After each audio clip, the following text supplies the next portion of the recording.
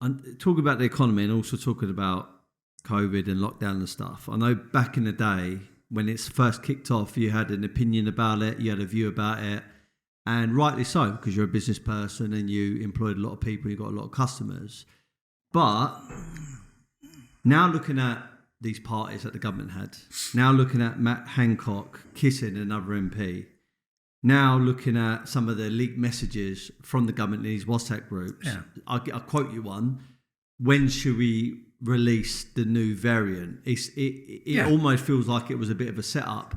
So casting back to some of the comments you might have made, which is everyone should be getting a shot, and or like how severe these lockdowns and isolations were at the time, do you think that might have been an overshoot? I think we may have been misled, and you know, all I was doing was carrying out the guidelines and instructions from the government, and that was, you know, to social distance and wear masks and protective clothing, you know, and don't have anybody in the office that's vulnerable. So we carried out, you know, all the guidelines that they were saying, and I feel it was necessary. I still feel it was necessary. I mean, because, you know, a couple of members of family died with COVID, I have friends that died with it, so it was out there. I mean, we can't say it wasn't there. And I think if the measures weren't put in place, then things would have been a lot worse. But to what extent and when we should have got back to work and stopped and start, there's certainly, I think, been some misguidance on that side of it. But, you know, if it started up tomorrow, I would do the same thing. I would, you know, if the government says, you know, you've got to social distance, you've got to have the jab, or they advise you for the jab, I would still carry it out. I mean, obviously there's a lot of uncertainty about it, but, you know, we carried out the right instruction, and I'm so pleased we did, because, you know, I think we would have lost members of staff through the illness kind of thing. It was you know yourself, it was very severe out there, and all of this is all new to sort of the government. And yeah, look, they certainly didn't get everything right, but I don't think they got it all wrong neither.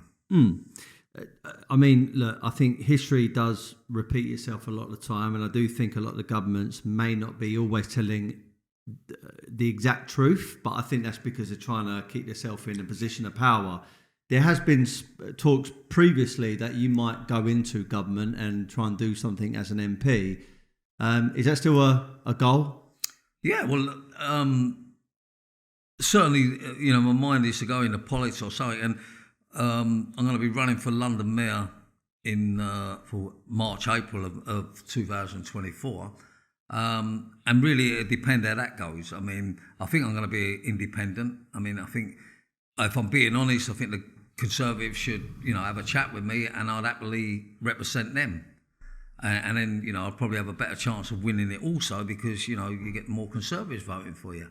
But at the moment, I'm going to go independent, and you know, depending how that goes, I think I'm going to be, you know, I'm going to be down to the last two or three. That's for sure. You know what I mean? Because there ain't a lot to beat, and I don't think there's anyone in the running that, you know, like me, has lived in London all my life, worked in London all my life, spent my money in London all my life, socialised in London, run a business in London.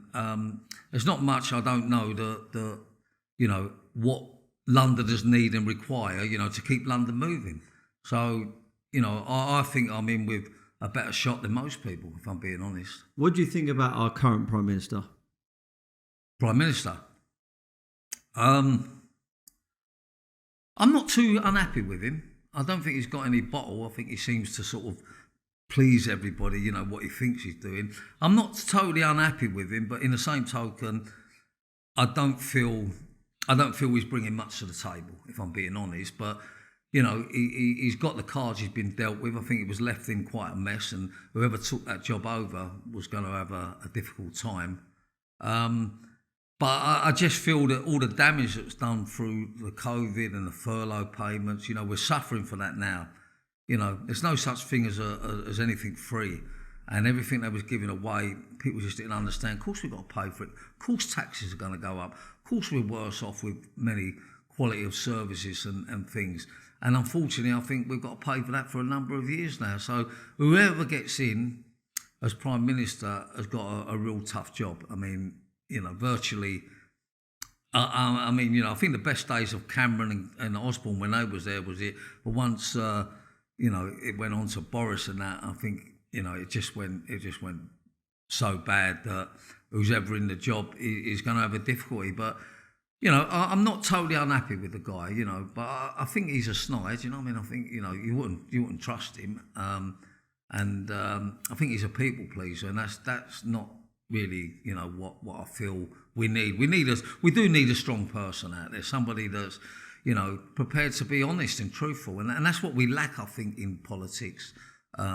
Is somebody that is prepared to speak the truth. And rightly, I said to you, I'm going to run for London Mayor, and I done a TV interview with Vanessa Veltz a little while ago, and she said, what's your policy? And I said, well, I'll do away with bike lanes. She said, well, that's not going to be a vote winner. And I said, I never said it is, but I'm being truthful. I think they're doing us more harm than good. And, they're bringing London to a standstill, which is affecting business, affecting the economy, affecting tourism. It just ain't working. You turn two traffic lanes into one. Well, it just don't go. It don't work.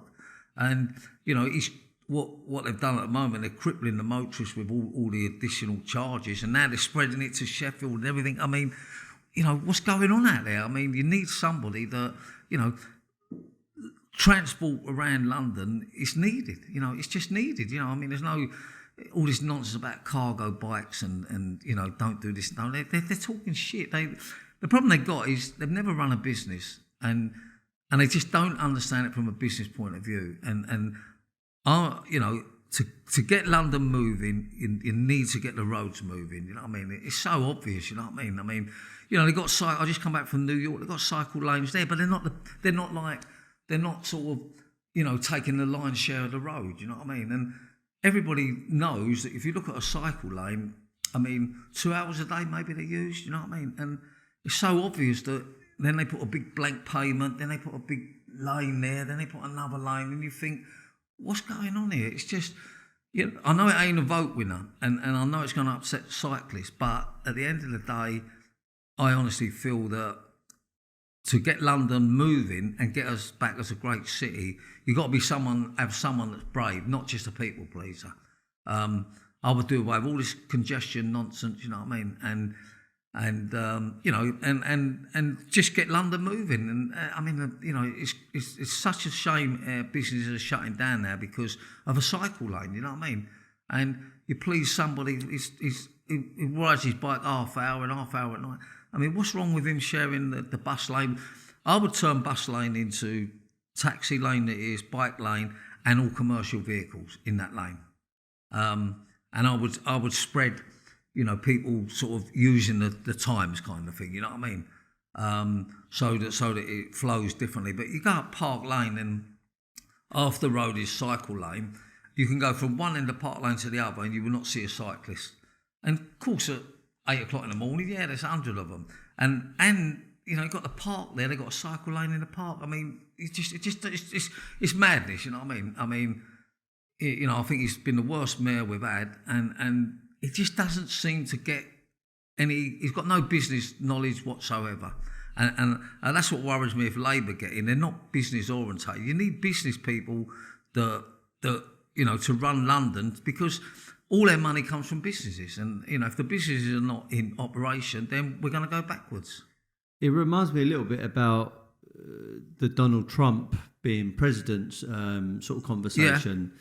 He not necessarily a people pleaser, and not everyone loved him, clearly, but you can't deny that he basically backed up a lot of things that he said. So what's your views on Donald Trump as a leader and as a president? Yeah, I think it was great. Absolutely great. You know what I mean? Didn't part with no old nonsense. He said he's going to do this, going to do that. And I think it was a shame when he lost it. I think it's rigged anyhow, and I actually think he'll come back and win again and get in there. And we need people like him. We've got to have people that are prepared to put their head above the parapet wall and tell people that, when something ain't right, it ain't right. And, unfortunately, we've become a culture now, as you know, like with the woke brigade and all that. You can't tell them this, can't say this, can't do this, can't do that. It's like when you're employing people. I don't mean it's a case of discriminating. If you feel that person's not right for the job, then for me, you have every right of who you employ and who you don't. And you have your own terms and conditions. And I remember setting up a business when I set the business up, and it was so important to put the do's and don'ts and the terms and conditions, like call it the Pimlico Bible. And I think that's what you've got to have with many things, that, you know, if that's your company, these are the rules. If you don't like it, go somewhere else.